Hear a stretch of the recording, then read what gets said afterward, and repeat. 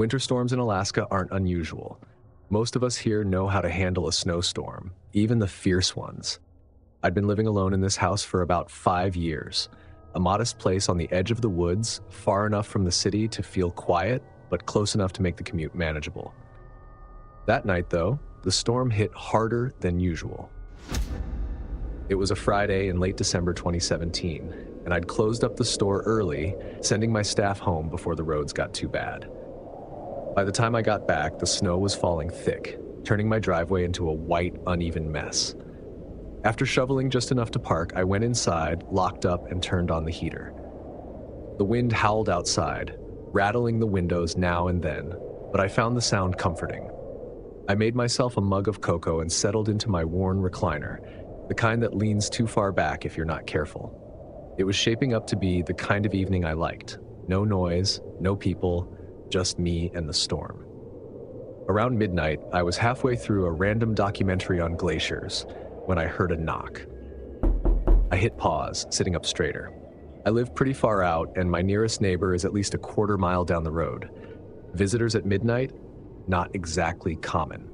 I got up, pulling the curtain aside to peek out the front window. Snow was falling heavily, blurring the porch light.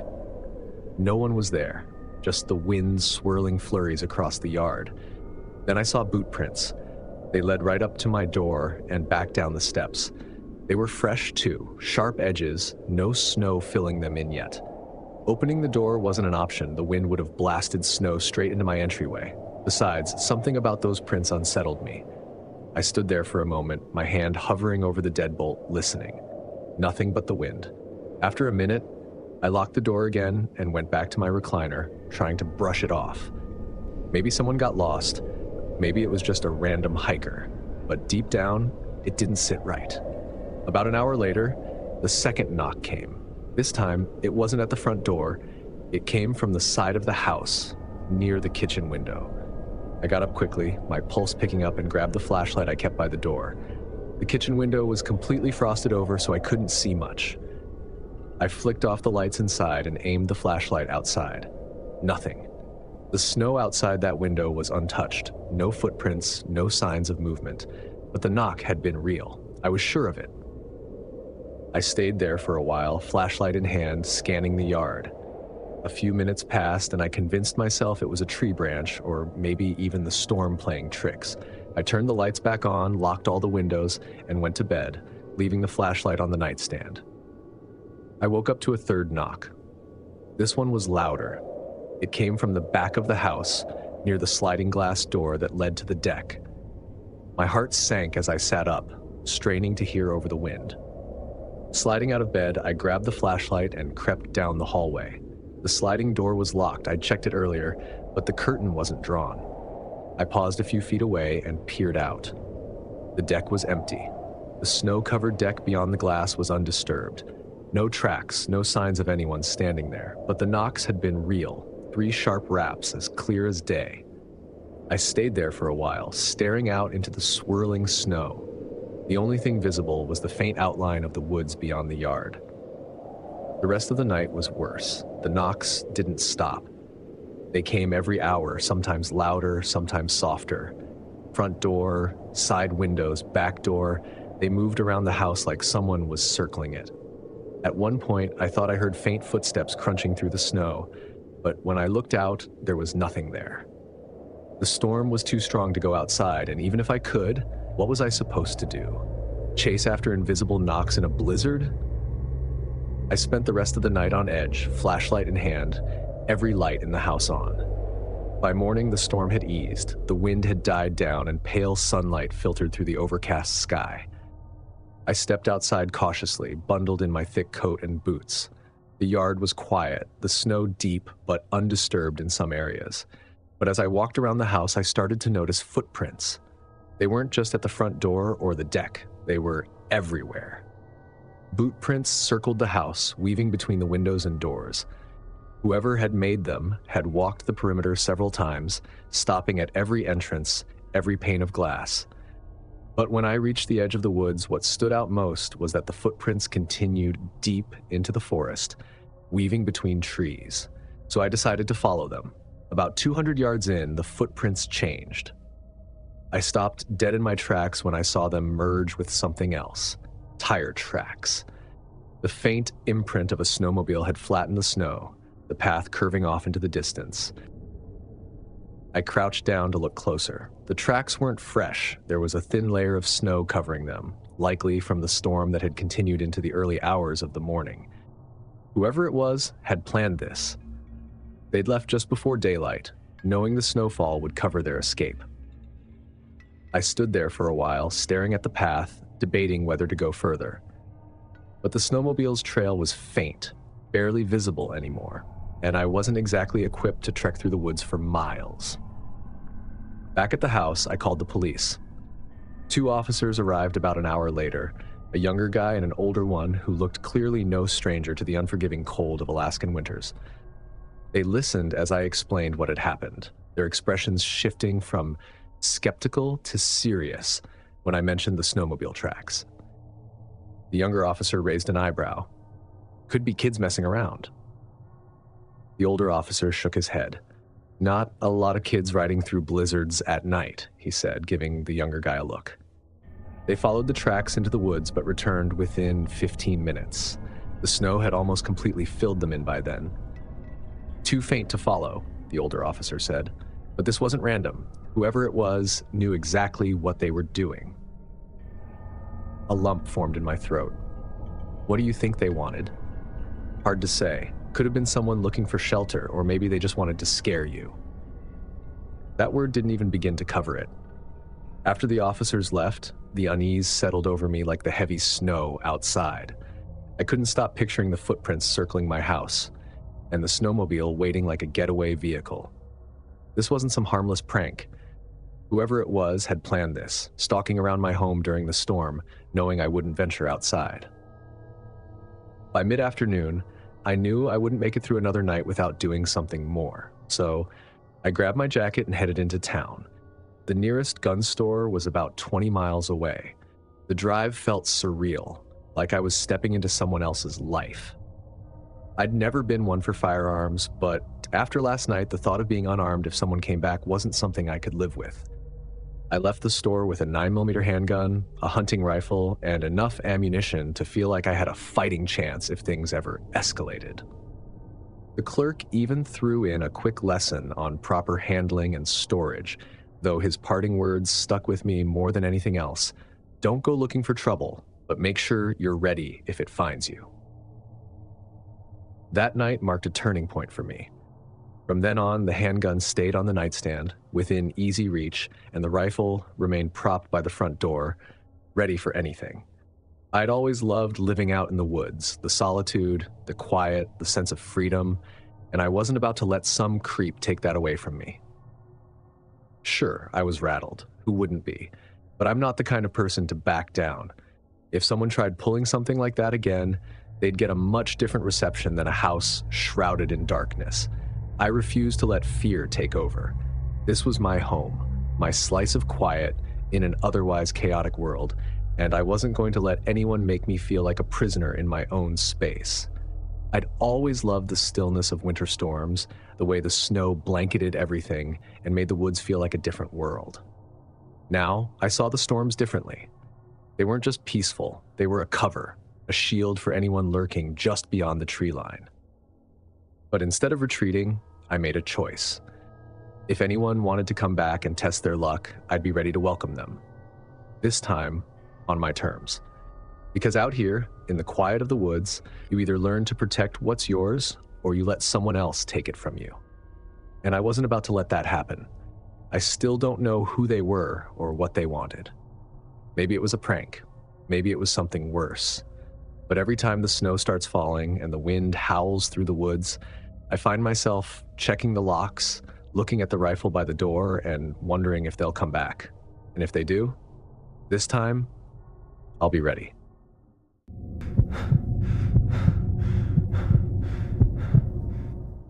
Duluth winters were brutal, sure, but for an avid ice fisherman like me, they were also a playground. There was something deeply satisfying about braving the elements, cutting a hole in the ice, and waiting patiently for that tug on the line. Nothing but the sound of the wind and the creak of the ice beneath you.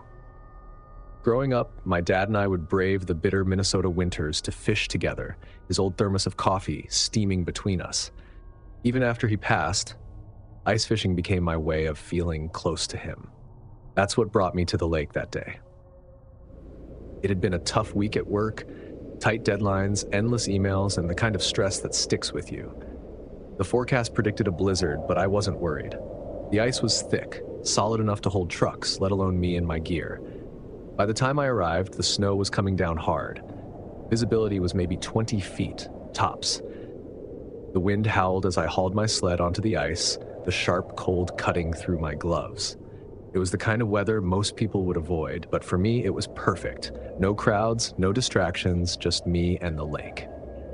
After drilling my holes and setting up my shack, I settled in. The propane heater hummed softly, warming the space as I baited my line. The storm outside made everything feel even more isolated. I leaned back in my chair, letting the quiet wrap around me like a blanket. That peace didn't last long. About an hour in, I noticed something through the small window of the shack, a dark figure standing in the distance. Through the swirling snow, I could just make out the outline of a man. He wasn't moving, just standing there, facing my direction. At first, I thought it might be another fisherman, but as I squinted through the frost-covered window, I realized there hadn't been any other vehicles in the lot. Whoever he was, he'd gotten here on foot. Maybe he was just checking the ice. Maybe he didn't have a shack and was out braving the elements. Still, there was something about the way he stood there that made the hairs on the back of my neck prickle. I looked away for a moment, focusing on my line. When I looked back, he was gone. The wind howled louder, rattling the walls of the shack. I told myself I was being irrational. The storm was playing tricks on my eyes, nothing more. But no matter how much I tried, I couldn't convince myself I was the only one there. About 20 minutes later, I heard footsteps crunching on the ice, stopping just outside the shack. I reached for the zipper, pulling it open just enough to peek out. He was there, tall, bundled in a heavy coat and hat, his face mostly hidden by a scarf. He stood a few feet away, his breath visible in the freezing air. "You shouldn't be out here," he said, his voice deep and rough. I was caught off guard. "What?" "The ice," he said, gesturing toward the lake. "It's not safe." I frowned, looking down at the holes I drilled. The ice was at least 10 inches thick, plenty safe for fishing. "It's solid," I said. "Not today," he said. There was something about his tone that sent a chill through me, not just from the cold, but from the weight of his words. He wasn't trying to scare me, he was warning me. Before I could respond, he turned and started walking away. "Hey," I called after him. "Wait." He didn't stop. Within seconds, he disappeared into the storm, leaving me standing there, confused and uneasy. I went back inside, but I couldn't focus. His words kept replaying in my head. What did he mean? Not today? The ice was fine, wasn't it? That's when I heard it. A loud, echoing crack. I jumped to my feet. The ice groaned beneath me, loud. I grabbed my gear and bolted out of the shack, the snow whipping against my face. The cracks grew louder, spreading like spiderwebs across the ice. The ground beneath me shifted, and I nearly lost my footing. I ran as fast as I could, my boots slipping on the slick surface. Behind me, the ice gave way with a deafening crash. My shack tilted, one side sinking into the freezing water. I didn't stop until I reached solid ground, my chest heaving and my legs trembling. I turned back to the lake, my breath fogging in the frigid air. The shack was gone, swallowed by the icy water. But that wasn't what caught my attention. Out on the ice, where I'd seen the man, there was nothing. No footprints, no tracks, no sign he'd ever been there. I stood there for a long time, staring at the empty lake. Who was he? How did he know the ice wasn't safe, and where had he gone? When I got home, I couldn't stop thinking about it. I asked around, but no one else had been out on the lake that day.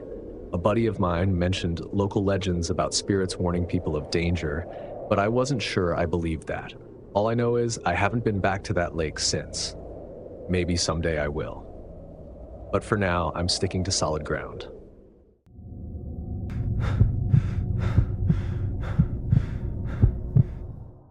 When you spend most of your days on bustling job sites, surrounded by the noises of power tools and the chatter of coworkers, You start to appreciate the rare moments of quiet. Building houses with a crew is rewarding, sure, but from time to time you need some quiet time. That's probably why I didn't think twice about booking a remote cabin on Mount Hood for a long weekend. I needed a break from the constant noise, both literal and figurative, of my job. A snowstorm had been forecasted, but that just made it more appealing. A cozy cabin, a warm fire, and the sound of snow piling up outside? Perfect. I arrived late in the afternoon, just as the first flakes started to fall. The driveway hadn't been plowed in who knows how long, so I had to park a little way down the road and trudge up with my gear. The cabin looked exactly like the pictures, and the whole place was beautiful. The key had been left in a lockbox by the door. When I stepped inside, it was colder than I expected. The heating was on, but it was faint, probably a setting the rental company kept to save energy. I dropped my bags in the living room, flicked on a few lights, and immediately started a fire in the wood stove to warm the place up. That's when I noticed the first odd thing. There were dirty dishes stacked in the sink, a couple of mugs, a plate, and a pan with dried up grease. I frowned, thinking maybe the cleaning crew had been rushed or hadn't made it out because of the snow. Not a great start, but whatever. I wasn't going to let a few dishes ruin my weekend. I washed them quickly and moved on. But the weirdness didn't stop there. When I went to the bedroom to unpack, I noticed the bed looked off. The blanket and sheets were rumpled, and the pillow was indented, like someone had just been lying there. I leaned closer and pressed my hand to the mattress. It was warm. Now, I'm not someone who jumps to conclusions, but I'd be lying if I said that didn't put me on edge. Still, I told myself it was probably just residual warmth from the heating system. I shook it off, put my stuff away, and decided to settle in. The evening passed perfectly. I cooked dinner, sipped on a whiskey by the fire, and lost myself in a book I'd brought along. Outside, the snowstorm picked up, blanketing the woods in white and muffling every sound except the wind. Around 10 p.m., I decided to call it a night. The cabin was small, so I double-checked the doors and windows to make sure everything was locked. Satisfied, I crawled into bed and turned off the light. Somewhere around midnight, I started hearing faint noises. At first, I thought it was just the wind or the snow shifting on the roof. But then there was a soft creak, like a floorboard groaning under weight. I sat up, but the sound didn't come again. It's an old cabin, I muttered to myself. Wood expands, things shift, relax. Still, I grabbed my flashlight from the nightstand and gave the cabin a quick once-over. Nothing. The doors were still locked, the windows secure, and the snow outside was undisturbed. So I went back to bed and eventually drifted off. When I woke the next morning, the storm had passed. I brewed a cup of coffee and stepped onto the porch to take in the view. That's when I saw the footprints. They started at the back door, clear and distinct, leading away from the cabin and into the woods. My stomach tightened. I set my coffee down and walked around to get a better look. The prints were fresh, crisp edges untouched by snowfall. They went straight from the back door to the woods, disappearing into the trees. And then it hit me. The faint noises I'd heard during the night. Whoever had left those dirty dishes and the warm bed hadn't left the cabin before I arrived. They'd been hiding somewhere, waiting until I fell asleep to sneak out. I stared at the footprints for what felt like forever. A sick realization settling in. They'd been there, lying low, watching for the right moment to leave. The weird noises I'd brushed off last night weren't the wind or the creaking of an old cabin. They'd been someone moving around. I decided to call the rental company. Their response was immediate. Apologies poured out from the person on the other end of the line, mixed with excuses about how they didn't know anyone had been squatting in the property. They offered me a full refund, practically begged me to leave, but I wasn't about to cut my trip short over this. "I'll stay the last night," I said firmly. There was a pause before the person on the phone hesitantly offered some advice. "All the doors in the cabin have heavy manual locks on the inside," they said. "They can't be opened from the outside. Just lock them all before you go to bed, okay? That way, even if the person comes back, they won't be able to get in." Okay, it was something. After hanging up, I spent the rest of the afternoon securing the place. I checked every door, every window, testing the locks to make sure they worked. The cabin's age worked in my favor.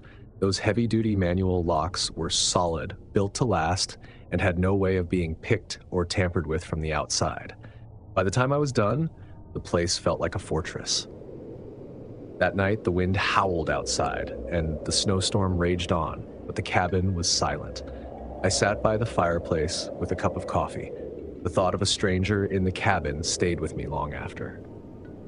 Where had they been hiding? The attic? The crawl space? Or had they slipped out right under my nose? I didn't sleep much that night. Every so often I'd hear a noise, a branch snapping outside, the wind rattling a window, and my eyes would dart to the door, expecting to see someone trying to force their way in. But the locks held and the cabin remained secure. In the morning, I packed my things and left. I didn't bother calling the rental company again. I'd had enough of their apologies. As I drove down the snowy mountain road, I couldn't help but look in my rearview mirror, expecting to see someone standing in the distance, watching me leave. That experience stuck with me. Even now, when I rent cabins, I make sure to inspect every inch of the place before settling in, and pay extra attention to any sign that someone might have been there before me. Because the truth is, you can never be too careful. Even in the most remote, peaceful places, you're never really as alone as you think you are.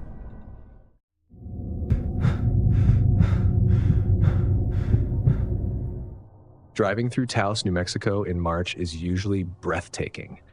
The snow-dusted mountains against the endless sky, the way the light breaks through the clouds, it's a photographer's dream.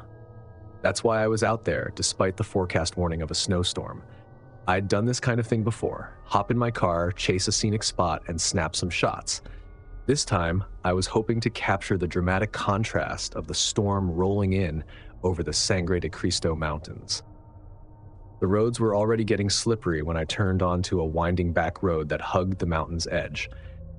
It wasn't part of my original plan, but I'd seen a promising view and couldn't resist. The problem with chasing the perfect shot is that you don't always think about practicalities, like whether the road you're on will still be passable in an hour. And as the snow started falling harder, that decision came back to bite me. The snow was relentless, thick flakes sticking to my windshield faster than my wipers could clear them. The road narrowed, flanked by steep drop-offs on one side and towering evergreens on the other. I debated turning around, but when I tried to find a spot to do so, my tires hit a patch of ice hidden beneath the snowdrift. The car slid sideways, and before I could react, I felt the crunch of snow swallowing my wheels. I was stuck. I tried everything, rocking the car, spinning the wheels, even shoveling with my hands, but it was no use. The snow had me firmly in its grip. Frustrated and a little nervous, I climbed back into the car and checked my phone. No signal. Of course. Still, I wasn't panicking, yet. I had a full tank of gas, blankets, and snacks. Worst case, I'd have to wait it out until someone came along. About an hour later, headlights cut through the swirling snow behind me. I felt a much-needed sense of relief as a pickup truck pulled up and stopped a few feet away. The driver's side door creaked open and a man stepped out. He was bundled up in a thick jacket and beanie. "You all right there?" he called out. I cracked my window. "Yeah, just stuck. I was hoping someone might come by." He nodded slowly, taking a step closer. "I can give you a ride to town. It's a ways back, though. You sure you want to stay out here in this storm?" His tone wasn't exactly menacing, but there was something about it that didn't sit right. Maybe it was the way he lingered on the words, like he was testing how desperate I was. Or maybe it was the way he kept looking at my car, like he was more interested in it than me. "I'm okay, thanks. I'll wait here. I'm sure the storm will pass soon."